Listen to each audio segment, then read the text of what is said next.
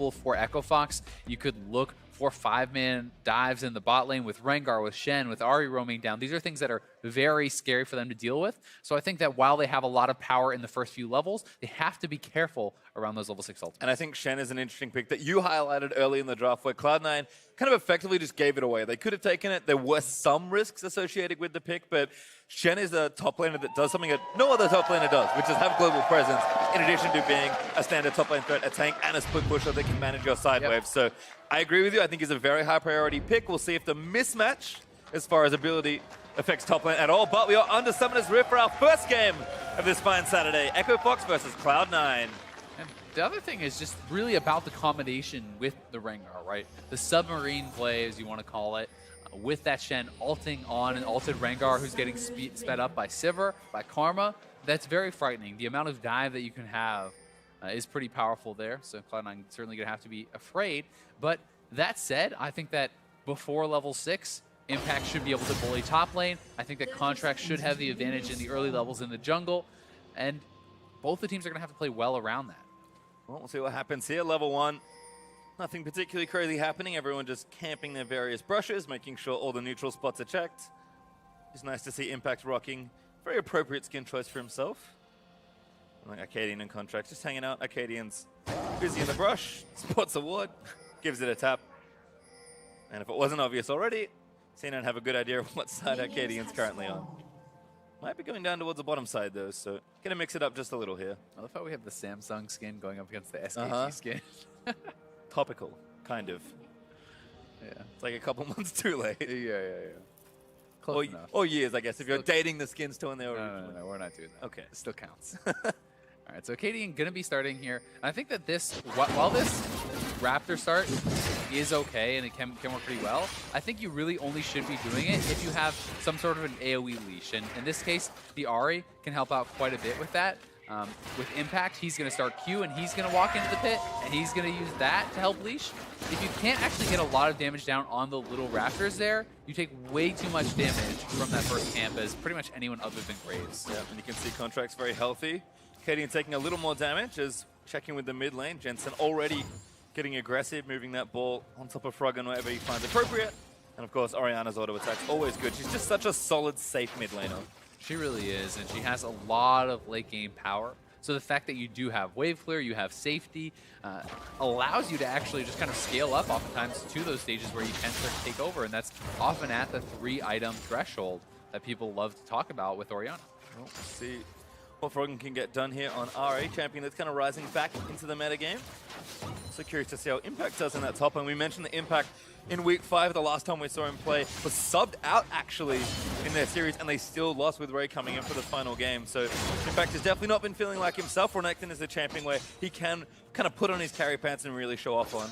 And Lupa should struggle a bit in the early lane. Yeah, I would certainly expect to. One of the great things about Shen, though, is how strong your last hitting is under turret. So you can get pushed in, and unlike Maokai or whatever, you pretty much shouldn't miss any of the last hits. You can pretty much get everything there as the Shen, which is very strong. And you know, much like I would say we gave Bjergsen a bit of a break for some weak early performances, I would give the same benefit of the doubt to Impact. You know, he had one rough week, but that's essentially the first bad performances it has felt like he has had since playoffs last year. Yep. So, you know, you certainly can't expect this guy to show up and not perform well just because of a couple bad games. We can see Jensen starting to bully Froggen out of that lane. We'll see if the CS lead builds up at all. Meanwhile, Arcadian actually wrapping around that top side, although Contracts is down. Going to blast cone his way over, looking for something here in the bottom lane. Perhaps right now it's just going to take the Krugs away. Yeah, I mean, this is a little bit worrying for Impact, though, as he's pretty far up. Contracts is even getting tracked on that camp. So now they know where the jungler is. Arcadian has the ability to go in here. We'll see how Impact can play. If he uses his slice to go forward, he would be in trouble. But knowing that Contract is down there on the Krugs, he can assume that Arcadian is mirroring him on the top side. Yep, red ping there for Cloud9, so I have a very good idea of what Arcadian is up to. Impact going to play patient, let the wave push back in. Taunt missed there from Lupa. I think he shortchanged that one. Yeah. You actually can do less than the maximum range on a taunt. So if you put your mouse just barely in front of your character, you actually just move like a centimeter. It's not ideal. No, it's certainly not ideal. Arcadian in the meantime will just continue counter jungling. But it looks like Contracts is doing the same. Did take the Krugs away. Did get spotted by the duo lane of Echo Fox, but Again, we'll just have a bit of vertical jungling for now. Contract should safely be able to take these. And this is pretty smart that he actually didn't back out because they're assuming Acadian is topside. As long as his lane pushes in the opponent's bot lane, they can't afford to actually come and try to stop this counter jungling, right? They just have to say, you know what, we know he's there, but we can't do anything about it because they will lose too much in the bot lane. Same story there for Arcadian. Goes by his Raptors and probably already knew they were gone, so instead he'll just see what he can get. Unfortunately for him, the bad news is that he's only got a wolf camp up, so he's going to hit the recall button and get a first buy-in. Looks like Contracts will do the same.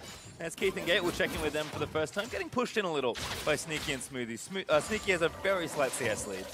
And you wouldn't really expect the Sivir Karma to get pushed in, but sometimes that can be the implied pressure of the Thresh. Although the Thresh does not help to push the lane like a Karma does, the threat of getting hooked can make you play very scared. And they're not actually standing up autoing because Smoothie is up ahead zoning, and they are frightened of that Thresh all in. So they have to respect it. That is actually what is allowing them. Very nice from Smoothie. Now going to try and get damage in there. Flayback is getting some poking onto Keith, and pretty much what you were talking about. That's exactly it, right? They should be able to have the push, but because they are scared of the Thresh, they're not confident that they could dodge it or spell shield it or whatever, they have to show the respect, and that allows Smoothie to maintain bush control and give them a winning lane that they really don't have the pushing power to win. Jin is one of those champions as well that can kind of complete an all-in from a screen away. Yep. So you have to be careful of all that poke coming out. Impact in the meantime, Ting's level 6, shoves that wave in, but Loop has got his ultimate ready as well, and so we'll just have the early backs and then teleports to lane. We'll see if Impact wants to waste their TP, because he is going to be behind a global, with Shen, of course, having access to Stand United as well. And the advantage of shoving in your opponent like that is you don't actually have the TP, right? You get there in time to pick up the wave, so that is what Shen is facing. He almost certainly will have to expend his TP, because when he gets back, he shoves it in. Impact will be able to get it to his turret before he can return. So that's kind of the trade-off there. That's the advantage that Impact has gained from the push. Contracts has been slotted, but doesn't see his Krug camp. He saw it now because that one popped out of the bush. It's like little popcorns. Impact's going to make sure he chases out Arcadian, puts down a control ward in the top tri-buff there, and does manage to walk all the way back to lane. And key to note, this is level 6 Rengar now, and Shen will be basing very likely at level 6, so bot lane will have to be extremely careful now. You know how Smoothie and Sneaky were posturing aggressively, bullying the bot lane through doing that? They now have to think twice about doing that, because great, Smoothie goes up in that second bush, well, they just pop Sivir ult and Shen comes in and you die. Yeah, Arcadian 6 as well, so that threat of the Rengar Shen is now on the table for Echo Fox, and Froggen, despite getting bullied, only 10 steps behind. Here they go. Looking in for mid lane, Froggen needs to hit the charm. Flash from Jensen, dodges the skill shot, and now Arcadian's in! First blood anyway for Arcadian! The TP's coming in though, they're trying to turn it around. Gonna try and make something happen. Arcadian is low, but Impact a little late. Nice play from Echo Fox. They immediately execute on those ultimates. We talked about it in the pregame. C9 not showing enough respect to it. Jensen dodged the charm, but he's pushing up in lane with Rengar ult available, with Shen ult available, and they didn't even have to hit the charm to make that one work. Yep, just went straight for the divers. I'll watch it again. Yeah, and Jensen, he flashes early, but he has the ghost, so he is able to dodge it out. It doesn't actually matter that he's under the turret there because the Shen ult is able to come in and keep Acadian alive. So well executed there from Echo Fox. Impact instead will just get some advantage on the wave, but Lupo managed to get there pretty quickly. And I mean, Impact TP'd, right? So Yep. This is still global advantage now for Looper. Looper has his TP, Impact does not. So you trade the Shen ultimate for the TP. Now you have this big window where bot lane has to play scared still, and you don't even have to commit anything to help that out. Sivir and Karma should be able to shove you in simply because if the Thresh and the Jhin go aggressive, Shen TPs, you die. Yep, you can see Sneaky just playing back. Gonna get these minions out from under the turret. Smoothie did walk through Echo Fox's red side jungle and get some vision down, so they'll have knowledge of where Rengar is, but like you said, Lupa can join at any time. But even just having that knowledge is extremely important because Rengar, he's able to circumvent a lot of those wards, obviously, once he pops his ultimate. So you need to have wards, you need to be able to move around and manipulate the wave properly, knowing where he could be on the map. So the fact that they know now he's fully out of that bot side jungle, they have a little bit more confidence to play. Vincent also has 2 control wards on his right-hand side, so wanting to play a little safer, he'll probably be hugging the side of the lane. for the next few minutes, especially without summoners. Impact in the meantime takes some honey for it. Now Keith getting chunked. Good spell shield, but Smoothie flashes in. Fox is down. But here comes Looper. Gate gonna flash in to make sure he gets locked down, and Sneaky just can't do much else. Impact cancels it though. Another turnout round. Keith gets hooked in. Sneaky just letting loose with the ultimate, and they need to just do a little bit more. The heal is down. Sneaky still running through as the W barely misses Kate, but a flash order is gonna get Sneaky a kill. Big plays from C9. Impact critically stopping that Shen teleport is what allows them to execute this 2v2 kill. That is huge for C9. I wonder what happened to Lou, because Impact Back still has to his Oriana. flash. Looking for it again. Jensen, oh, that's so much damage. Chop lands on Froggen! And there's the kill for the mid lane. This time the charm comes in. No Shen ultimate needed. And Echo Fox is executing so well on their ultimate timings. Way too many teams are not proactive with these ultimates, not making things happen. They do it again. They take down Jensen. And Looper has his Shen ultimate up now, so they can look to repeat once more. Really smart stuff, Arcadian. Seems like he might be back in business, but his Impact just walked straight up and canceled it. Yeah, and that was so critical. That Impact was able to stop that. That would have been Smoothie going down for sure, and Sneaky perhaps as well. At least his summoner is blown. Instead, they are able to get the kill, the 2v2 outplay. Really nice all-in from Cloud9's duo. And Impact, after the good job cancelling the TP, just going to move his way in, take out the next minion wave. As Looper does have to walk himself back to lane. You can see that CS lead's kind of starting to build there as well. 20 up now for Impact in the Renekton versus Shen matchup. It is a good lead, but that said, it's okay. It's actually not that problematic for the Shen to be down a decent bit of CS like this. It only becomes a big problem if he can start smashing you and bullying you under your turret and taking turrets. Because Renekton's scaling is actually pretty awful, whereas Shen always is going to have a massive amount of use throughout the game. So Shen can continue to stay relevant, can continue to look for plays around the map, because that is more his purpose, whereas Renekton kind of has to smash lane. See Jensen actually just committed his ultimate just to poke Froggen out a bit, but Ari does have some sustain built in with a passive. Good charm, actually. Gonna get some poke back in. And Graves is hoping to bait someone, but looks like the duo lane's riding up for Echo Fox. And you can see the respect that Jensen has to show to all this attack. He has to get the merc treads this early on. Contract does have no flash, actually, so he's in a bit of trouble. Ball's good there as Jin now going to roam up and try and snipe somebody down. K eats two. That's a third, fourth one coming. Stands United goose for Looper. Ooh, that feels bad that you have to blow the Shen ultimate like that. That is a problem for Looper, because not only does he expend his playmaking ability, he expends it with the wave at his turret. So he actually loses a lot from that, and that is more the story. We talked about how Renekton has to smash lane. Now he's getting so much free time on the turret. He's getting a bigger CS and XP lead, and Looper does not have the threat of moving around the map. So C9 has free reign. Another play again onto Jensen. Froggen does nail another charm. Arcadian locks it down. They're just too good. They are playing it so well. Froggen nailing the charms on the last two attempts, even with those Merc Treads. Not much they can do. That said, turret pressure, lane pressure is being cashed in on across the map for C9. They take out the bot lane, get the first turret. Top lane turret very low. Echo Fox should be able to eventually get this straight, but they will have to stick around if they want to try to do it. They need another wave. Sneaky doesn't have his ultimate, but the rest of Cloud9 are coming into that mid lane to cover for it. Yep. And the tower's going to stay standing for now. Jensen's going to walk back. Sneaky's going to get a little bit of CS. I mean, there's not much in it. That tower, there's a whole lot left. But Cloud9, the longer they can hold on to it, the better. But one thing you kind of have to look at is this paying off for Echo Fox, right? They've gotten 3 kills on Jensen, but it's tied in farm, right? Is that enough of an advantage for the investment? Is this how they actually win the game? And I think, you know, it's tough because you can make the argument that, well, he'd be behind if they're not helping him and things like this, but they haven't gotten too massively ahead. Katie and Froggen certainly still have to continue to execute on these kills because they're actually down in gold. Yeah, you can see Cloud9 up, mostly thanks to that first turret, about 500. Froggen is about 300 gold ahead, so not a huge lead at all for the mid lane, although Abyssal Scepter now finished means that they'll have a pretty good item. Contract getting jumped on, Froggen looking for the charm, flashes over the wall for it, but Contract burns his flash in response. Quick flash out there from Contracts.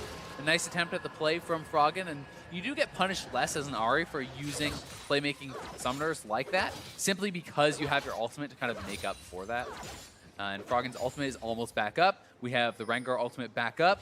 TP is back up on Shen. And look for them to make some plays here. They're actually trying to TP right down to bot lane. Impact Ooh, trying to Gate clear in out that trouble, wave. trying to snare it up. Impact very tanky. Turret gonna fall on the top lane as Impact still fighting it out. Oh, He gets the kill on no! the key in the 1v3 outplay. What were they thinking? They had one minion and almost no damage to take down this Renekton. They give up the TP, they give up a kill. And Cloud9 aren't done. Froggen does get the mid lane turret, but Cloud9 continue to push with 2 marksmen here. They are going to get 2 turrets as Contracts looks for the last bullet. And Cloud9 come up massive on that trade, although Echo Fox working on this outer turret, even though Impact got the kill. Yeah, the big problem there is Keith is tanking the turret, right? You cannot have that happening. You need your armor stacking Shen to be tanking that turret so Keith can be free firing and will they even get it? They will probably eventually take this down, but they're definitely way behind on the trade. It just hurts, but it's enough. See how much health it has. So look at the turret juggling here, and they basically just went on the play too early. The wave is getting cleared out, and they're like, oh crap, we gotta go now. Gate has to flash out. He's already taken so much damage. Now Keith is tanking the turret, and he's just gonna go down straight to the turret shot. So this is a very poorly executed dive from Echo Fox. They needed to wait for Shen to come through and then go for it, because if you're worried that the minion wave is getting cleared out, you're not actually accomplishing anything by tanking the turret earlier. Yeah, and you know, a bit of a mess, but 3 turrets to 2 now for Cloud9. Echo Fox do make some trades here and there, but C9 still up 1,000 gold. Looking good for them. Blue buff going to go over to Jensen here. Make his lane feel a little bit better. And we'll see if Echo Fox can continue staying proactive with their Ahri, with their Rengar, and particularly with Shen having his ultimate back up as well. Another dragon is picked up there for Echo Fox, so they will have that under their belt, a little something working for them, and that added speed is going to be nice, especially with the Rengar ultimate and the Ahri. These kind of champions that want to close the gap and make those plays, I think can be pretty helpful. You can see Contracts trying to cut somebody off. It's actually Looper. Good snare there from Sneaky. Now immediately looks for the ultimate smoothies here as well. Looper doesn't have many places to get out to. Play back in, make sure he gets hit by the ulti. Spirit's Refuge down, but they should have plenty of CC left. Latin in for Sneaky to deliver the last few bullets, and that's going to be the kill. Goes to Contracts. Yeah, and he was just trying to delay as long as he can for Echo Fox's push on the top side. He had already accepted his fate as soon as he didn't blow his summoner there. They're trying to make the trade. But C9 just seems to be a little bit ahead on all of these plays. As soon as Echo Fox stopped being proactive with the Rengar and the Ahri and the Shen, C9 has kind of moved around the map better than them and starting to bully them. These are just uneven trades. I mean, tier 2s for outer turrets isn't something that Echo Fox really wants to be doing. And they might even lose the inhibitor turret as well. Yeah, Cannon wave is perfectly timed. There's a Rengar ulti. Submarine started, but Sneaky gonna get out. He takes the lance, and Contracts could be left alone. Trying to get out, heal there from Sneaky to try and get him in. The hook from Smoothie zones the rest, and Jensen's down as well. Yeah, another trade there. Well won out from C9, and not only that, but a little bit desperate going for the 2v3 engage with Thresh Lantern available means they lose out on the trade, and they lose their playmaking abilities. Well, have to see if Echo Fox can kind of take a deep breath, calm things down a bit, and try and play the map a little cleaner. Cloud9 have just been on top of all these rotations. I mean, the gold lead isn't massive at all. 2,000 to 3,000 or so for Cloud9, but 5 turrets to 3 kind of tells you everything you need to know about how this first 20 minutes has gone. And it's kind of felt like C9 had no right to get these advantageous trades with how well Echo Fox have been executing the dives in the mid lane. Feels like they should be the ones that are setting the pace, but because of C9 moving around the map, controlling the waves better, they get those advantages. And I like this from Sneaky. Haven't seen that much Jin on 7.4, but Ghostblade feels pretty standard. Actually went for an Infinity Edge. Hard to say if that's just all the gold he's getting or if people are moving away from Edge of Night, but definitely cool to see Sneaky, who's always been on top of things, changing it up. Yeah, this is something that I've actually heard him talking about on his stream. He was talking about the change of Edge of Night, making the cooldown longer. It feels very difficult to use now because it's not synced up with every minion wave. So it is certainly more situational. You have to use it at the right times. But Jin ulti opening up. Kate, just try and dodge the last few bullets. Kate actually eats the unfortunate end of that last shot. Arcadian looking for a play, but Cloud9 clumping together. And no play to be had there for Echo Fox. No, not at all. Arcadian's still doing very well on the Rengar. He's up a lot in farm. He has a couple kills to his name, almost has a Black Cleaver available, so he's going to be getting that CDR going, which is very important for the Rengar to use those ultimates even more frequently, especially now that he has rank 2. Well, it's been looking good, but it feels like the last few Rengar ultimates have not yielded kills for Echo Fox, which was the opposite of what was happening in the first 10 minutes. And again, the last couple haven't even yielded threat of kills. Well, Impact now pushing down onto Lupa. This is a very long lane for Echo Fox to have to deal with. An Impact doesn't really have enough coverage, but he knows the rest of his team is shoving down mid, and Cloud9 are just trying to take over the map and could be able to get this out of turret for themselves.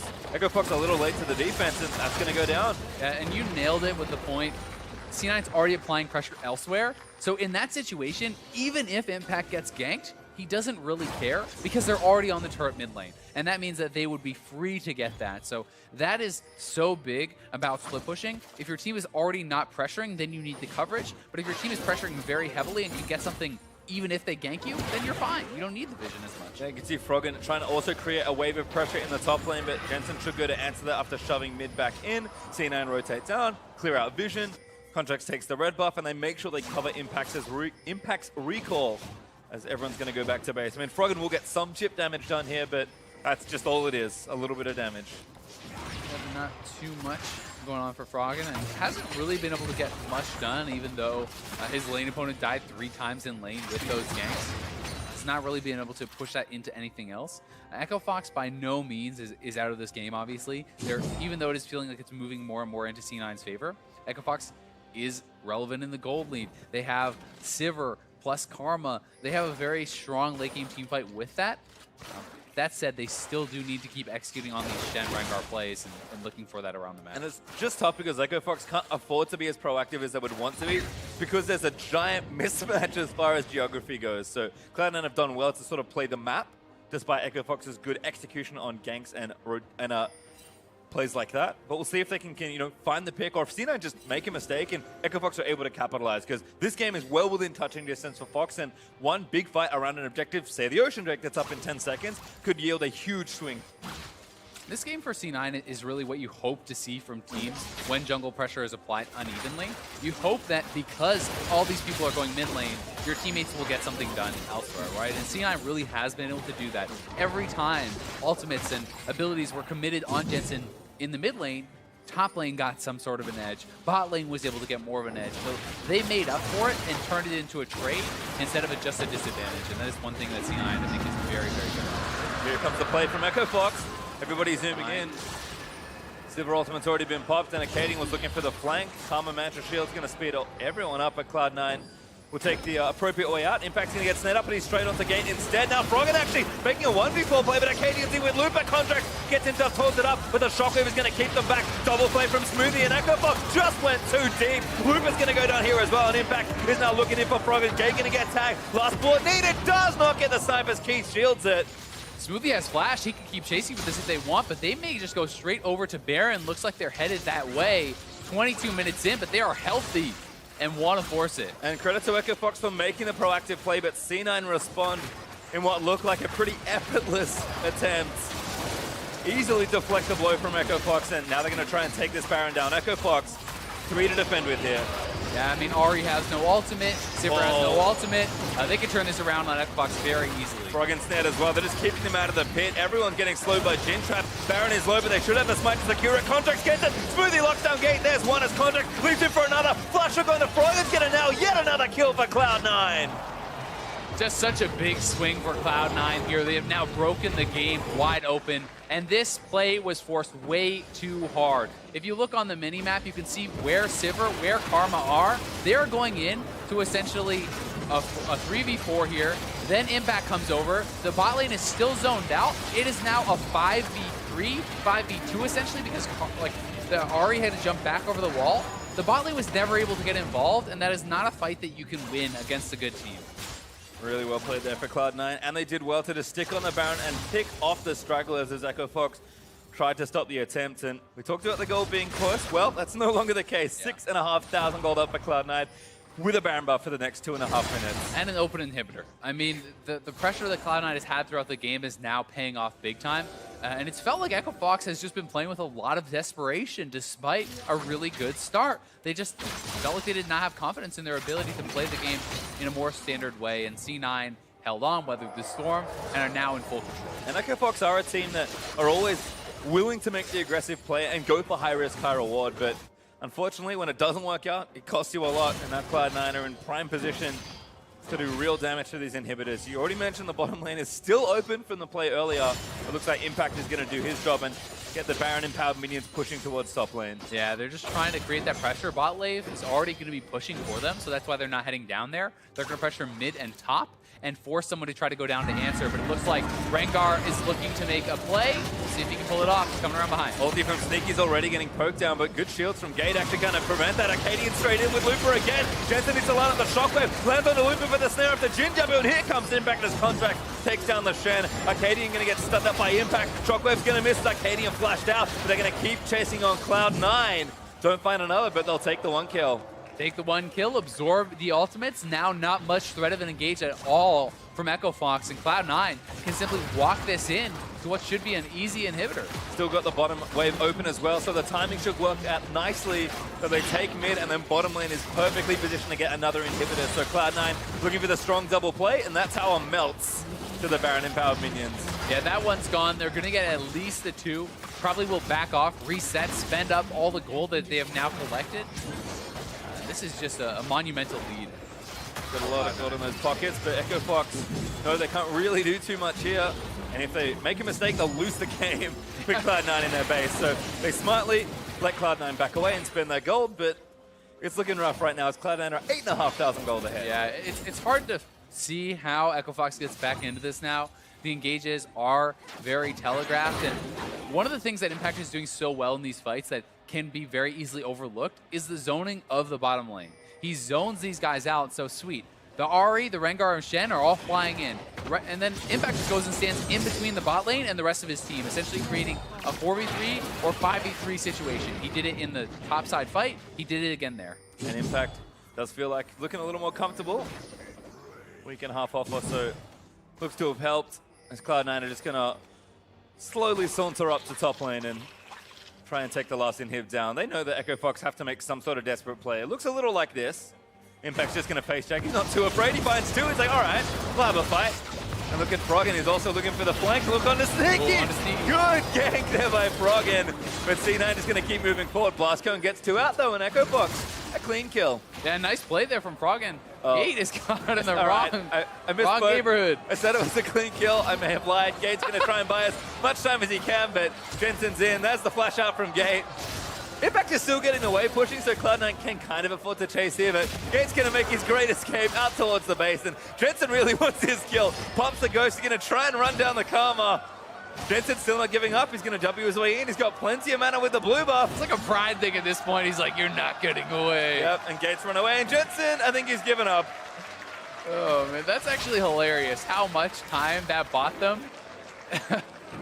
Pretty good job by Gate, you gotta say. Contract's even ulted backwards to try to catch back up to him there.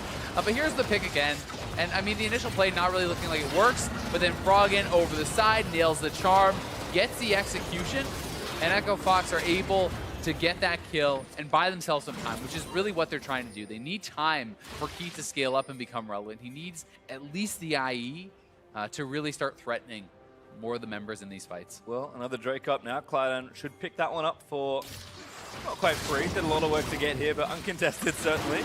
Echo Fox don't really fancy poking their heads out of their base right now. And again, they really just left reacting to the next play from Cloud9. Baron up again in 1:50. So if the game doesn't end in the next few minutes, Cloud9 always have the option to fall back towards Baron, but they're going to do the basic thing here, but the smart thing, move themselves towards top lane and look to finish off that last inhibitor. Yeah, exactly. All the waves will be pushing. This time they're playing it a lot more safely, though. They're doing their due diligence around this top side, walking in as a squad, making sure that they're not going to get picked off. And now that they have full vision control in this side of the jungle, you really cannot get flanked as Cloud9. So they push up to the turret, and they will be able to begin to threaten this final inhibitor turret. Yep, just need some patience here for Cloud9. Looking very clean on the map today. Feels like they have kind of all the rotations, all that stuff planned out and drilled out. It's been a really clean game. I mean, the fact that your mid laner can get killed 3 times in lane and it can still feel like you're winning the whole game is pretty impressive. Jensen certainly has had some impactful plays.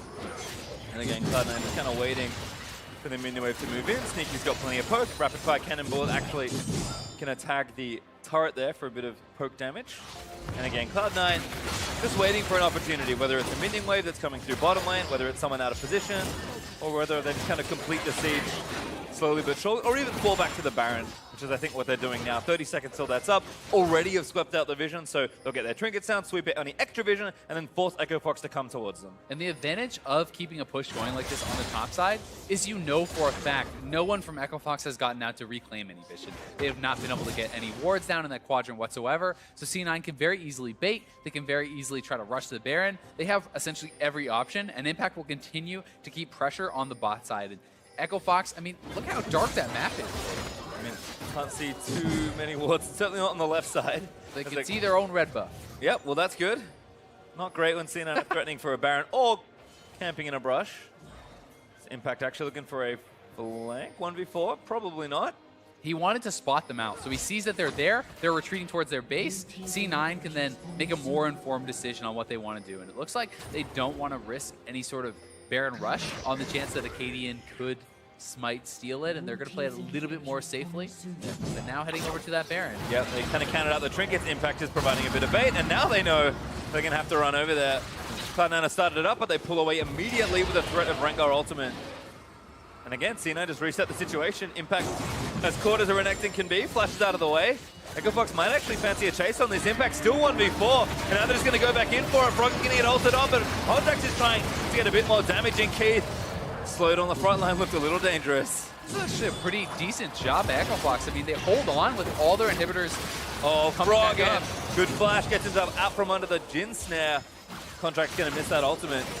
But Cloud9 just going to go back to it here. I mean, Froggen just doesn't have health to play with. I mean, that force from Froggen was a little bit too much. They'd actually stalled out the Baron, allowed themselves that time to get everything back, and now Froggen kind of throws it away with that play. Tried to get too much. C9 right onto the Baron. All right, smites are up for the junglers, so Cloud9 don't want to make this too risky. They're going to try and tank it as long as they can and continually threaten it, but Arcadia might just move in for a steal. Remember, he doesn't have his ultimate quite yet, so he would have to flash in. Impact back in again. They want Arcadia. They need to kill the jungler, but aren't going to get it just yet. Looper puts up the refuge and starts soaking damage. Keith in a good spot. Great flash out of the shockwave, but Contract leaps into action straight forward as Looper is on the back end trying to get out. Sneaky almost dying to the Baron. Forced to burn the heal and the locket. Yeah, Rengar ultimate is back up, and Ahri is back in position, so Echo Fox fight off the Baron, playing very well around this objective. Pretty impressive stuff from Echo Fox. 6 minutes ago, give up both their inhibitors. Baron's on the table. They defend everything. I mean, Cloud9, we saw they had complete control of the area, but maybe just didn't pick the right way to execute on that Baron. Or Echo Fox just straight up played it well to make sure Cloud9 couldn't take it. And now their inhibitors are back up. They've gotten a bit of extra gold, some time to farm and get their items. Cloud9 are going to go back to this Baron. No, they still have a lead, but it just doesn't feel nearly as safe as it did a few minutes ago. They don't have the pressure in the other lanes now because the inhibitors have respawned. I think it's a little bit of both. Echo Fox played extremely well, but C9 also wasn't to make the call to... They weren't willing to make the call to do the immediate rush on the Baron, right? If as soon as the Baron spawned, they started up, they likely could have gotten it, but they weren't willing to make that risky play. Instead, looking for a pick, trying to get a team fight started that they knew they could win. Exactly, they want the guaranteed play. Well, instead, they get nothing. Yep. Except a reset on the situation. Gonna take the Scuttle Crab here again. They've got all this vision. So Echo Fox are going to be put into the same situation once again, but Looper with both globals able to apply side lane pressure, which is what they didn't have before. Yeah, so that is the big difference in the situations now, is that they are the ones applying the side lane pressure. Impact has no TP. Looper has his ultimate and his TP. Echo Fox need to track this, so they see them on that Baron. We'll have to go now because C9 could just rush us down. Arcadian's actually already in. I think he's going to try and steal it. He gets it, but Contracts gets the Baron. Froggen, though, zoning the rest out. As Impact and Contract soaking damage. Sneaky. Let's rip the ulti as Smoothie zones Froggen off to the left. Now Looper getting snared up there as Contract gets up under Arcadian. It's a bit of a chaotic fight, but Smoothie eats a charm and some damage from the Ahri. Looper barely gets out on the right-hand side of the Baron, and Cloud9 get the Baron and no one dies. No one dies at all, which is great for Cloud9, picking up that global objective, and Keith is just struggling to get involved enough in these fights. He did not have his flash there, could not really go aggressive and actually get much done. And you can see he's got 3 items, he's building in towards his 4th, but no Infinity Edge is a little rough for Sivir. Keith, Sivir scales extremely well, but gonna need to kind of build up. Yeah. That's really the biggest thing, is you have an Orianna ball that's zoning you out, you have the threat of all the CC, and you have so many damage threats too. So even though he was able to bounce out a decent amount of ricochet damage, could not get quite what he wanted to. Well, good take here from Echo Fox. They'll trade essentially the Baron for the Ocean Drake. Now Elder Dragon will be ready to spawn, if we make it that far in this one. Cloud9, though, again, they've got plenty of work to get done again with their second Baron buff. Had a almost 4,000 gold Baron power play on the first one. We'll see if they can end the game with this one. Yeah, I mean, they definitely want to at least get in there and get those inhibitors, but Renekton is falling off the cliff about now. Renekton stops being nearly as relevant. The Shen gets better and better and better from here on out. So the longer Echo Fox hold on with the Sivir, with the Shen, I think they do get more advantages. But this is the key Baron that they need to hold on to kind of reach those super late game stages, because their Sivir doesn't even have an IE yet. Well, defensive claw from Echo Fox kind of got the game to this position. C9, I think, just going to band together and one by one take down the inhibs. Ooh, Shockwave not going to hit onto Keith. And now Echo Fox leap into action. Yeah, that's the go trigger. I mean, no Shockwave there. They're going to look for the fight. Lupa looking for the backline. Impact tanking up as much as he can. Ball back on him. He's awfully tanky with the help of Jensen. And now Lupa going to get dove on. Damage is really good actually up from Jin. And Sneaky looking for a snipe. They need to get a couple here. Last bullet, where's it going? Hits Gabe, but it's not that much damage. Cloud9 barely getting this inhibitor as they do finally take it in mid lane. Echo Fox is holding on very, very well in these fights. And as the splashes come back up for Keith and for Froggen, they can start to get more aggressive. Froggen, what a beast! Takes down Jensen over the wall. That's the end of the Baron push. I mean, C9's not going to get much more from this, and they've got to be careful. Froggen's actually still going. Three-man blast cone.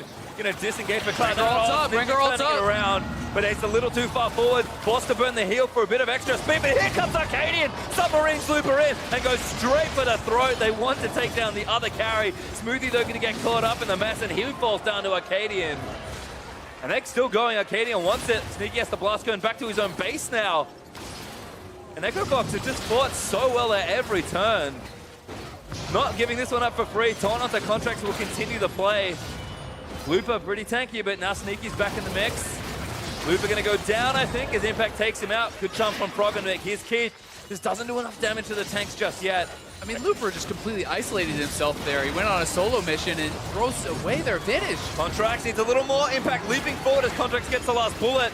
Impact still tanky as Sneaky's trying to take down the carries. He wants to kill Froggen in revenge for Jensen, but will disengage that situation is. Echo Fox are really fighting for this one. They really are. They just keep feeling like they make the right play and then they overreach just a bit. And that overreach was from Looper there, causing him to go down, Acadian to go down right after that. They had held on. They could just back off.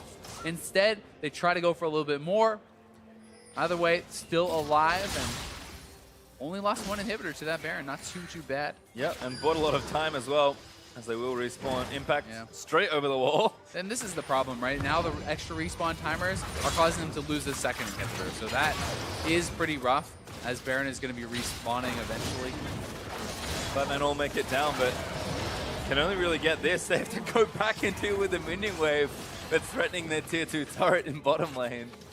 No major objectives to take just yet either, so Cloud9 will again take the bottom lane inhibitor for the second time this game, but Echo Fox are making this very difficult. Defending well, keeping side waves in favorable positions, and making proactive plays where appropriate. Sure, they're also overextending and costing them more than just what they're getting, but certainly mentality is correct here for Echo Fox, given how far behind they were. I mean, the gold lead is still good for Cloud9, but that's starting to matter less and less, and I think we're going to have to watch Keith here. When does he finish that 4th and 5th damage item?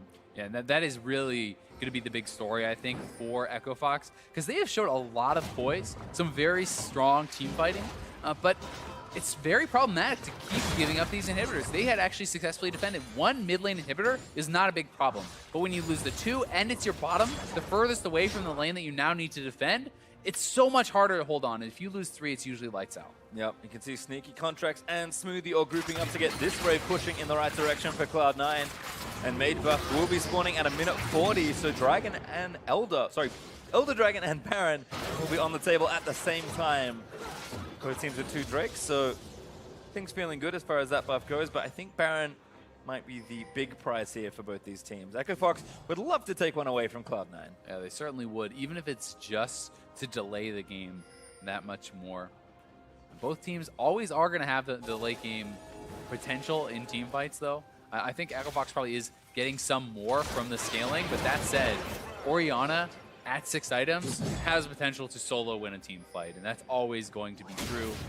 So it's not like C9 has poor late game scaling. I just think that I favor Shen in the late game, the Sivir over the Jhin in the late game, things like that. Well, certainly the game is getting to a big point of tension. We're almost 40 minutes through this game that looked like it was going to end maybe 10, 15 minutes ago in Cloud9's favor. But Echo Fox, they've kind of played through the mud and looking at least in position to contest this game, which did not look possible when those two inhibitors first went down. Yeah, it looked like it was going to be a pre-30-minute win for Cloud9. Xbox has held on very well.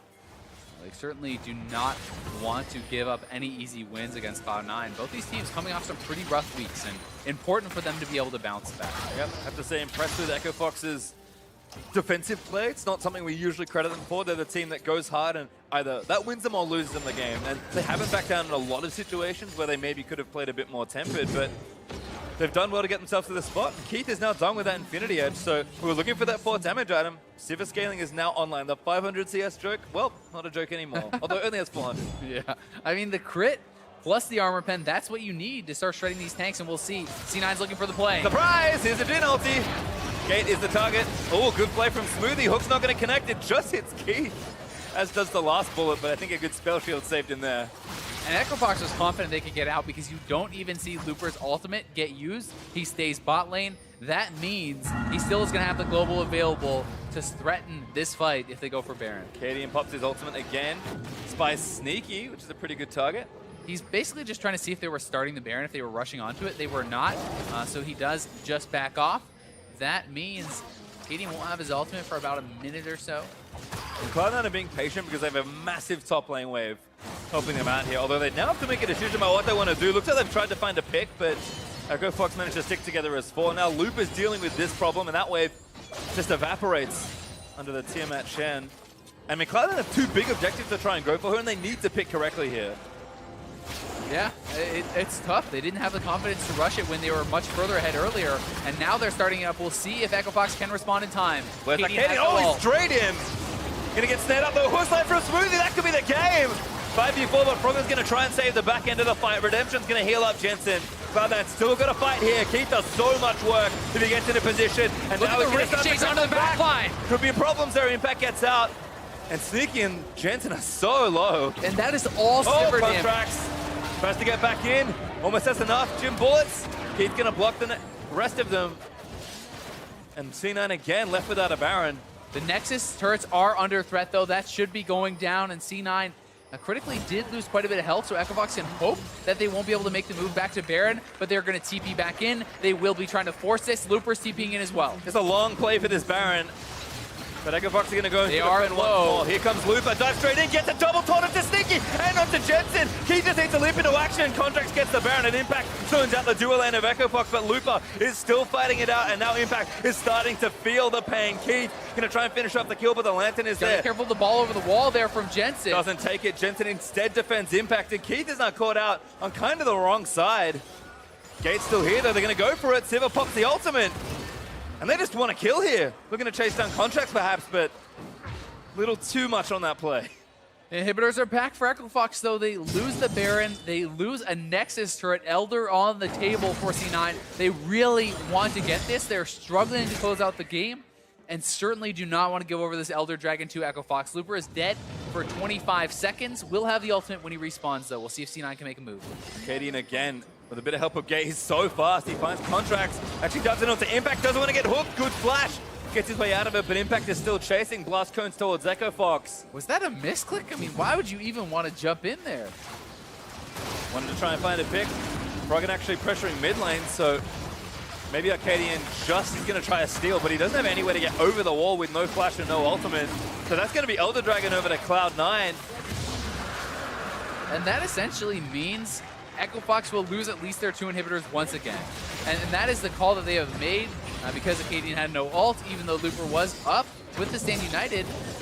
If you don't fight at the Elder, I don't think you fight at either of your open inhibitors. Well, Cloud9 took a lot of work to get it, but they did take the Baron without losing too much. And now with the Elder Dragon, should be poised to finally close out this game. I mean, they're going to look for it, right? And where do you pull the trigger as Echo Fox? Because with only 1 Nexus turret, C9 doesn't even have to get the third inhibitor. They can take down 2, and they could potentially threaten to just go straight up the middle and end the game with the Elder. Gonna have to wait for a minion wave, and bottom lane is not pushing in their favor. Arcadian again pops the ultimate, Looper off to the flank, just above the rest of Cloud9. They get 2 inhibs, but they're gonna back away from it. Echo Fox have done a really good job managing side waves here, and Cloud9 are getting run around even when they have double major buffs. Yeah, I mean, so much of it is, even though Echo Fox keeps hanging on, they've never been able to take away or stop one of the major globals, right? Every Baron objective has gone over to C9. Now the Elder has gone over to C9, and that has netted them these inhibitors time and time again, but they have not been able to fully close it out. And these guys are getting further and further along in their item builds. I mean, the gold leader starts to matter less and less. Yeah, we have to keep looking at Keith. I mean, Cloud9 are almost 10,000 gold behind, but Keith is almost full build. Froggen is getting close there as well, only has a slot to go, and everyone from Fox has 4, except for the support. Gate only sitting at 3 items there, so if they can find a pick again. Sneaky goes down to Froggen. Got deleted. Big wraparound play from Froggen. They're going to keep chasing Chen ults coming in. They want this. Froggen again over the side, looking to try and cut them down. Good taunt there on the contracts. Serious Gage might keep him alive. He ults himself out to safety. Smoothie puts up the box, hooking onto Impact's Looper. behind. Impact now with a big flank, but Gate's going to keep him down. Jensen takes out Looper, and now Impact's just going to go straight in for it, but Arcadian wants to blow some people up. Still fighting as best he can, but Jensen has the double. And now Keith is looking to go down. He pops a spell shield, but C9 going to chase in. Impact, no contracts, gets that kill. Echo Fox bungled that fight, and that should be it for C9. They should be able to walk down mid. I don't see them defending against this Baron Elder push with only 2 members up. Time and time again, Froggen makes play after play to pick a carry, but there is not much left to defend here for Echo Fox. Cloud9, with 3 members dead for at least 30 seconds, Cloud9 are going to try and end this one. Looks like they're going to be successful. Pastry Cloud9 finally look like they've done it. Froggen again looking for something, but he's just going to get tied up by Smoothie. Nexus is exposed, and Cloud9 just going to put the final shots in, taking game 1 over Echo Fox. Whew. So they finish it off, but that was a much more hotly contested game than Cloud9 would have expected 25 minutes in when they killed those inhibitors off for the first time. Yep, welcome to those who may be joining us for what would be our second game, except that the game went 15 minutes longer than expected. I mean, honestly, if you had looked at the first 25 minutes of that game and said, all right, this game's over, I'm going to go grab a drink, you know, do something else, and then come back to watch the next one, you could probably be forgiven. Instead, Echo Fox put up a very good fight, but Cloud9 still closed it out. Yeah, they're still able to close it out, and I mean, Echo Fox had so many great moments that game, but it felt like they just kept falling a little bit short. They make a great play, and then they overreach and give something away. When they could have gotten a Baron, they could have gotten a Dragon, when they could have done these things, it felt like they always wanted too much. They get a kill on Sneaky, but no, let's go for the team fight still into the Elder Dragon. They force it into a choke. Orianna controls it. They lose the team fight. They lose the game. It always felt like they wanted one thing too much. Yeah, and it almost felt like the opposite for Cloud9, where, you know, they had everything set up. They just need to do the simple thing and kind of make the next step, and then just didn't pull the trigger immediately. They did so well to build that advantage, and once they finally had it, they just didn't want to make the last step. I think, if anything, that's the criticism for Cloud9 this game. They looked like they were playing scared. Coming off an 0-2 week, maybe they are. Well, Echo Fox, pretty scary looking team, but to break down that win from Cloud9, let's send it over to Riv and the analysts. Thank you very much, Pastry Time. And starting things off, just to say about this game, it was C9s, it was Echo Fox, it was C9s, it was Echo Foxes. What do we think about just how it ended overall? I mean, I feel so bad for Froggen. I feel like Froggen won them this, like, Echo Fox's game 3 separate times. He wins the early game off all of his picks on Jensen. He wins the game in the mid game by getting a pick onto Jensen again to give Keith time to stall out to carry the game. And then he wins them the game the 3rd time in the late game, picking Sneaky in a team fight. And it's just, like, so sad that he didn't win this game with how well he was playing. Absolutely. You saw First Blood as well going that way. Froggen getting a few kills on Jensen in the mid lane with the help of Acadian. What were your thoughts, Gara? I thought Acadian played the early game really well. Like, they had the really clean plan, which was camp the shit out of Jensen. Okay, so Jensen just gets kept down the entire game. They almost get the first tower. The problem is, Gate and Keith didn't play bot lane well enough. What they should have done is they should have just conceded lane. Who cares if they're 20 CS behind? As long as they don't push up and lose first tower, Echo Fox is in the driver's seat. And just to touch on that point, this was something we were talking about with Freeze last night on the alt stream, was like, in the current meta, sometimes your bot lane job is just to sit there and lose slightly. You can totally let your team carry. And that's the situation as Sivir, where if you don't lose your bot turret, you're going to get mid lane turrets soon. Like, you've been destroying Jensen in lane. Once you have that mid turret, opens the map up for R to get side roams off. And the fact that they lost the first turret and then started losing those turret trades really hurt Froggen's ability to get stuff done. And we do see our first replay coming up 22 minutes in here. Cloud9 turning the engage onto Fox. And this was the one where he kind of, I believe Isaiah was saying, Fox looked desperate after having that bot lane lose. Froggen was trying to carry. They kept trying to go for these guys.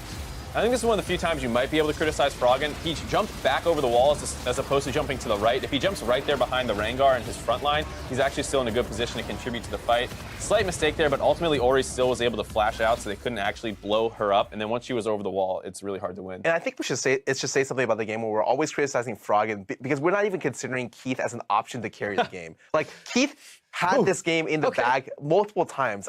You look at he has 100 CS on top of the enemy AD. He's closing in on a 5-6 item time. They built Sterix, so they don't have that much armor to deal with the Sivir, and Sivir plus their front line, both Shen as well as the Rengar, can't team fight well enough to be able to get damage out. Right. I mean, I think you can criticize the front line as well. I mean, there are a number of times where they just dove in and died at really bad times. And when you just have the enemy team having a Renekton and you have this 400 CS Sivir with 4 items, you can play a little bit more front to back, even though your team comp does have good dive. And I think a lot of those decisions really hurt Keith's ability to carry, though I don't think Keith did enough either. I mean, in ways, we almost saw Cloud9 playing scared. You usually see that coming from a Rengar in a game. He's going to come from somewhere, he's going to come and pick you off. But like you said, that was coming from Froggen. So you have 2 of those threats that the AD carry somewhat gets to hide behind them diving in, but we still saw Keith on the back line, afraid to go in, afraid to attack with that damage. Yeah, and I think for C9, I understand why they were playing a little bit scared. I mean, you got blown up by Froggen like 4 or 5 times over the course of that game. You might be a little gun shy at that point because you don't know where he is. And even like the last, fight of the game, he was still making those kind of plays. All right, let's bring that one up. 45 minutes in. This one going the long haul here. The 3-for-1 for Cloud9 in the team fight. As it starts off, Froggen gets the miracle pick. It's a 4v5 Sivir. Has almost 6 full items. How do they lose this fight? Watch the front line from Acadian and Looper. They go in, they don't go in at the same time. Keith doesn't walk up. No one follows up Looper. Looper just takes free damage. Keith is so scared of the Oriole right now. And now Impact makes his play from the back line. Impact essentially out front lines both the front line for Fox right here, and then the game's just over. Yeah, and I mean, the Ori ball is something you have to be scared of, but you're so conscious of it at that point that that's all you really need to be scared of. You think Keith can play a little bit more aggressive, assuming he has spell shield up, and I know he has his flash up, so you can at least flash the Ori ball. So I think not going in with Shen, but also Acadian wasn't there, like you said. It was a very disjointed fight by the front line. And this is a situation where they're behind 8K gold, and Froggen gets the pick on in a way that you can't even account for. It's like something that you're just like, oh my god, he did it. This is our chance, and they flubbed it. Right, you expect the Sivir activation, the rushdown comp, and the rest of Cloud9 to disappear. Well, honors for that game is going over to Impact for player of the game, biggest effect in the team fights. Also, some of the Baron calls he did to disrupt what was going on there for Echo Fox inside, and really just give Cloud9 the upper hand in a lot of those fights by zoning out Keith. I was really impressed, actually. Like I said in my analysis, Impact, I thought out front line both the front line from Echo Fox. By himself, one Renekton did more than Shen and Rengar. I think that it just speaks volumes about how he was able to control the pace of the fight and how he was able to push up pressure to the backline and get out. And it was over the course of the whole game, too. He had that really important interrupt on Shen, which let the C9 bot lane start snowballing through there. And then he had the time he survived into the turret, also misplayed by Echo Fox, but he punished it very well. That gives them the huge tempo advantage, which gave them the turret lead. So a lot of the plays you can look at and see that they're mostly off the back of Impact. All right, well, both teams getting their feet wet after a little bit of a break here in day 2 of week 6. We're going to step away for a quick break, but when we come back, it's game 2 between Cloud9 and Echo Fox. Stay with us. You're watching the North American LCS. I'm gonna fart. Oh. Can I request a gas mask? I'm gonna provide those. You're gonna have to suffer. I mean, you're gonna have to enjoy. Froggen needs to hit the charm. Flash from Jensen, dodges the skill shot, and now Arcadian's in! First blood anyway! Looking for it again, Jensen, so much damage, charm lands from Froggen! Get by here, we get by here! I'm on Rengar. Kill Lengar. Nice, I'm looking. Adi, no ulti, no ulti. Yeah, I'm coming. Adi flash. No flash. Contract gets it, smoothly locks down gate, there's one as Contract, leaves him for another, flash hook on the Froggen's gonna now yet another kill for Cloud9! They can start to get more aggressive. Froggen, what a beast! takes down Jensen over the wall. Gate only sitting at 3 items there, so if they can find a pick again, Sneaky goes down to Froggen. Got deleted. Now Impact is going to go straight in for it, but Arcadian wants to blow some people up. Still fighting as best he can, but Jensen has the Oh, he double. got And now Keith is looking to go down. He pops a spell shield, but C9 going to chase in. Impact, no contracts, gets that kill. Cloud9 just going to put the final shots in, taking game 1 over Echo Fox.